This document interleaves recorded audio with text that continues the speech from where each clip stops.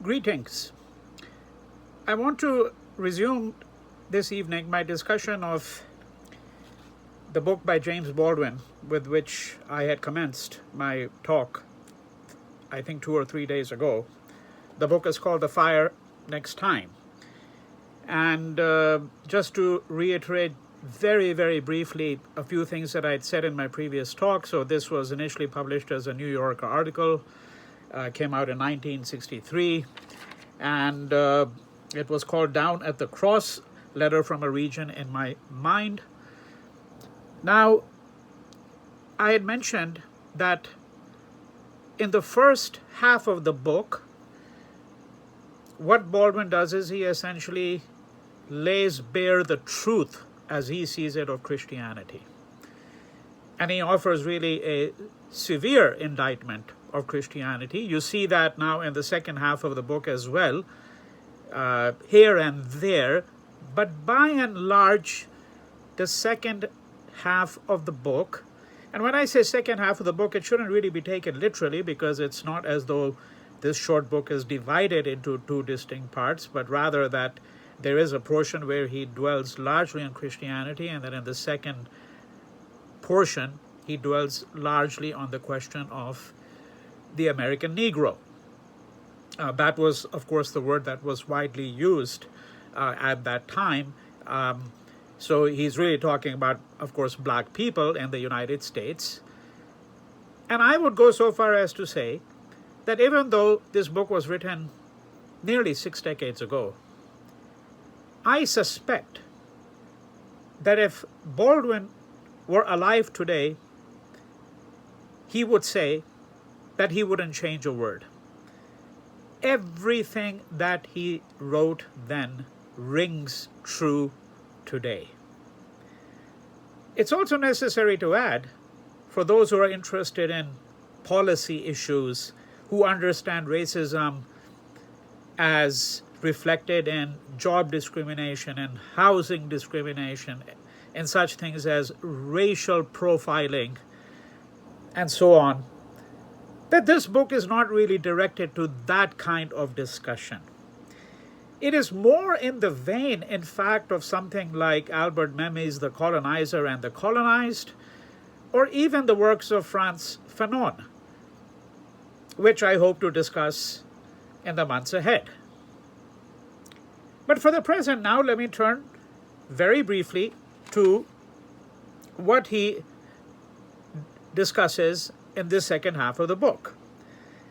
And a large portion of that is actually taken up by a discussion of the Nation of Islam. So for those viewers who are not familiar with the Nation of Islam, particularly viewers outside the United States, so the Nation of Islam is a movement that essentially directed black people to embrace Islam. Its leader was Elijah Muhammad, and some of you may well be aware of the fact that apart from Elijah Muhammad, the person who is most famously associated with the Nation of Islam is Malcolm X. Right? So Malcolm X was in fact a member of the Nation of Islam, but towards the end of his life, he began to have sharp differences, particularly with Elijah Muhammad. And speculation remains to this day that Malcolm may in fact have been actually assassinated by a member of the Nation of Islam. Although, as I said, there is a great deal of controversy, right? As I mentioned, this is speculation, and this has never really been entirely determined. You know, the circumstances under which Malcolm X was assassinated. But what is interesting here is comparing Baldwin's views, James Baldwin's views, with those of Malcolm X. Because what becomes quite clear is that unlike Malcolm, Baldwin was never at all seduced by the Nation of Islam. And not only was he never seduced by the Nation of Islam, Baldwin is emphatically clear that he has no brief to offer on behalf of Islam at all, whether it's a Nation of Islam or whether it is Islam as we know it more generally, right? Because the Nation of Islam is very particular to black Muslims in the United States. Right?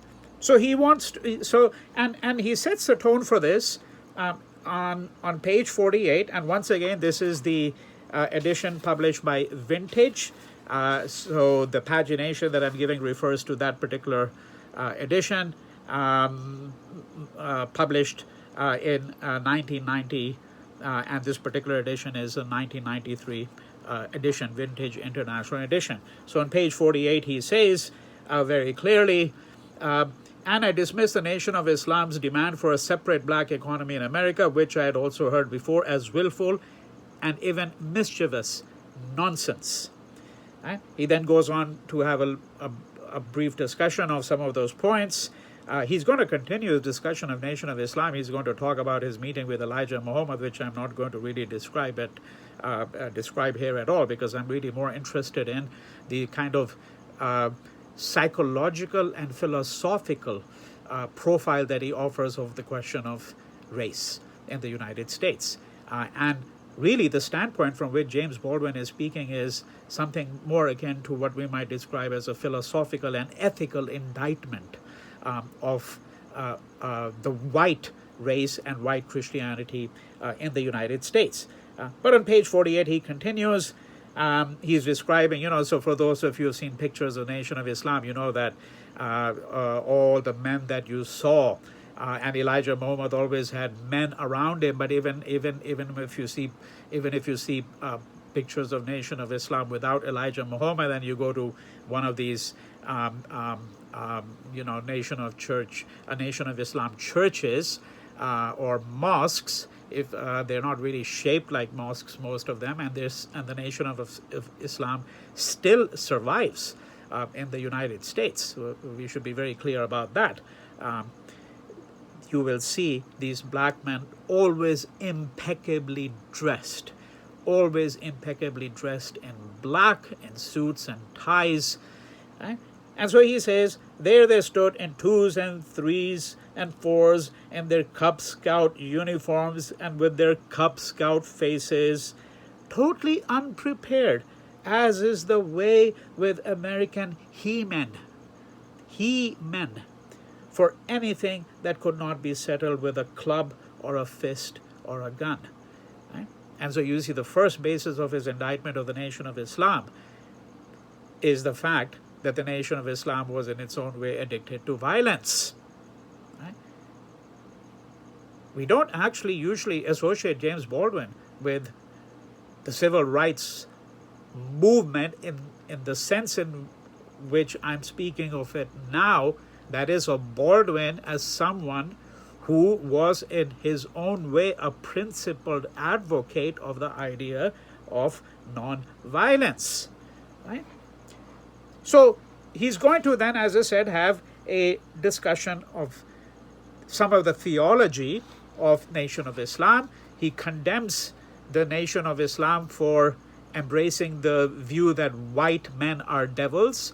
Malcolm himself had often spoken in that. Of course, Malcolm is incredibly charming in his own way, extraordinarily charming in his own way, and some of Malcolm's speeches were just monumentally incisive. I think that we should be very clear about that. So in advocating for Baldwin's view here, I'm not suggesting that I would dismiss in toto the worldview associated with Malcolm. Far from that.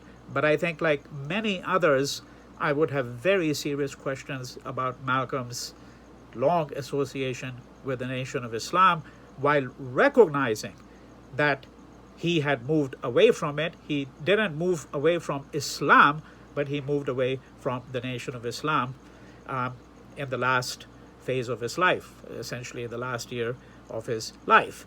Okay? So you will see this kind of dismissive, cynical, well, perhaps cynical is not sardonic, tone with which Baldwin is going to really write about Elijah Muhammad and the Nation of Islam. And Baldwin, of course, recognizes that people sometimes come to the worldview that they have from their experience. I mean, it has been said of Elijah that he watched his own father being lynched, or that certainly he knew that his father had been lynched when he was himself a little boy. And for those of you who have read Malcolm's autobiography, which is really a wonderful text, this is when he was still Malcolm Little, right? And the reason he took up, of course, the name Malcolm X was because, as he argued quite rightly, most black people, in fact, actually inherited the name that of the slave owner to which their ancestors in the U.S. belonged, right? So, if a black man in the 19th century was a slave to a man by the name of Johnson, then very often the black person would get the name of the slave owner. And so therefore, because the black person had been stripped of his past, stripped of his remote ancestry, right, knew nothing of his whereabouts, Malcolm designated that unknown element by the letter of the alphabet known as X, as in algebra, right? So that's how we get Malcolm X. But leave that aside for a moment. The reason I brought Malcolm here is because Malcolm also saw his family home being torched by the Ku Klux Klan. And I think that left a vivid, searing image which he could never eradicate from his mind. And it is no surprise that Malcolm went about saying white men really are devils. But there is, again, when one listens to Malcolm's speeches, and Malcolm was an orator no less than Martin Luther King, a very different kind of oratory, but yes, he was an extraordinary speaker. And one should always recognize, of course, this hectoring tone in which Malcolm often addressed black audiences. And when he said white men are devils, he was often addressing black men and women in Harlem, right? And as I indicated earlier, that even in this portion, even when he's discussing the Nation of Islam, he will intersperse some of those observations that he earlier had about Christianity. And on page 52, this is what Baldwin says: from my own point of view, the fact of the Third Reich alone makes obsolete forever any question of Christian superiority except in technological terms. People who have slaughtered others by the millions, people who orchestrated something like the Holocaust, and this was not spontaneous killings, this was engineered by a regime methodically. Look at those detailed studies that have been done of how the camps were built, how they were constructed, right? How that labor was used, how people were sent to the gas chambers, how the German National Railroad was deployed to put into effect the Holocaust. Right? This was not done in a moment of madness where a person lapses from some ethical conduct. This was done over a period of several years. And that is why I think Baldwin's indictment is an indictment that should be taken very seriously. The fact of the Third Reich alone makes obsolete forever any question of Christian superiority except in technological terms. Right? Now, how does he then get around to discussing racism? So one of the things that he discusses, and this is apropos, of course, of World War II, he discusses black soldiers who fought in the war and what was their lot when they came back. So they had served the country faithfully, and when they came back, they were immediately relegated once again to being the despised black person. Right? And Baldwin is very clear about that. So by that, he also means to raise the question that yes, the Holocaust, that the memory of the Holocaust has become, this is not Baldwin's way of stating it, in fact he doesn't anywhere talk really about Israel at all, but the memory of the Holocaust has actually become the civic religion of Israel. Right? And what Baldwin is asking here is, what does the Holocaust mean to black people, considering that the black people themselves lived through a Holocaust which extended over a period of 200 years and still continues in a different way, in different languages, in different forms. Right? He's not mitigating what happened. He's not mitigating the extent of the atrocity in Nazi Germany. Quite to the contrary. He's saying that kind of evil suggests to us that we cannot hold up white Christianity as any kind of example for the rest of the world. Right? But he's particularly interested in the question of, what about black people? Right? What does the Holocaust mean to the black people? Right? If somehow they are not on board with the idea that we should speak of the Holocaust in the singular, as the State of Israel insists that there's only one Holocaust, right? Baldwin is suggesting that no, we have to think of what happened to black people here as an extended Holocaust over a long period of time. Right? So there are a number of critiques going on here. One, as I said, of white Christianity, one of the structures of racism. He's also looking at the experience of the black soldier and what happens to the black soldiers when he comes back to the United States. And then he goes back to the Nation of Islam, because he says that the problem with the Nation of Islam, even they don't really recognize it, is that in fact it actually replicates, astonishingly enough, the features of white Christianity. Excuse me, page 57. God is black. Here he's saying this is the theology of the Nation of Islam. God is black, and all black men belong to Islam. They have been chosen, and Islam shall rule the world. The dream, the sentiment is old. Only the color is new. Only the color is new. Right? So this is the tenor of his critique. Nearly every page of this book has quotations, or I should put it a little bit differently. Nearly every page of this book, every third line of this book is so elegantly written, so compellingly written, that it is worth quoting. And of course, if I proceeded to do that, we would be here for the next several hours. Right?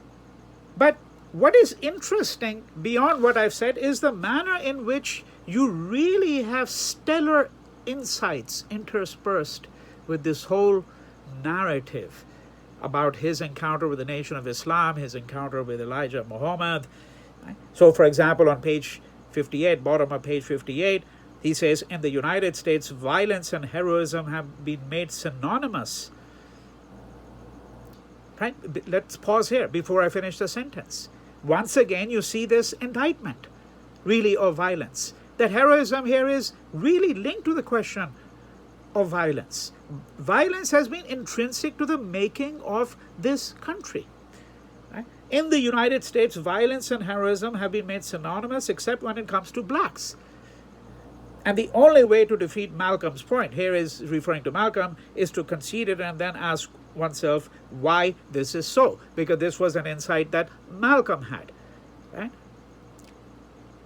But what Baldwin is saying is that Malcolm is not really pushing the limits of that argument and is failing to understand that he himself is replicating those very structures that he seeks to actually critique. Right? And Baldwin is very clear that the English language, in fact, is actually inadequate to describe the horrific experience of the black person in the United States, right? That this is the limitation, actually, of the language. So pages 68 and 9, he has an extended description of this. I'll just read out a little bit of that and then move on to a couple of concluding thoughts. Most Negroes cannot risk assuming that the humanity of white people is more real to them than their color. And this leads imperceptibly but inevitably to a state of mind in which, having long ago learned to expect the worst, one finds it very easy to believe the worst. The brutality with which Negroes are treated in this country, are treated, not were treated. And I will insist that we should retain the present tense in 2021. The brutality with which Negroes are treated in this country simply cannot be overstated, however unwilling white men may be to hear it. In the beginning, and neither can this be overstated, a Negro just cannot believe that white people are treating him as they do. He does not know what he has done to merit it. It's a little bit like, if you had to think of an analogy, it's also a little bit like what happened during the Holocaust, that when the stories first came out,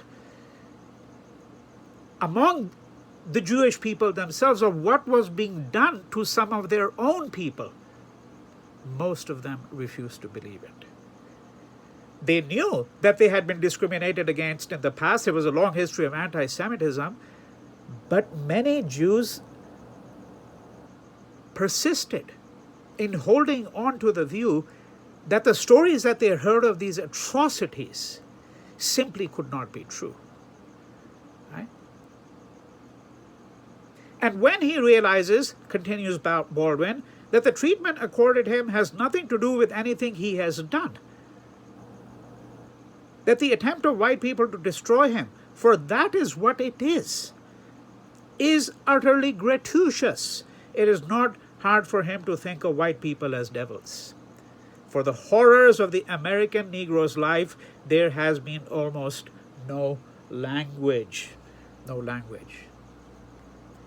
Now, as he moves towards a conclusion, what Baldwin is going to assert is that he is against this idea of separatism. He is against this notion that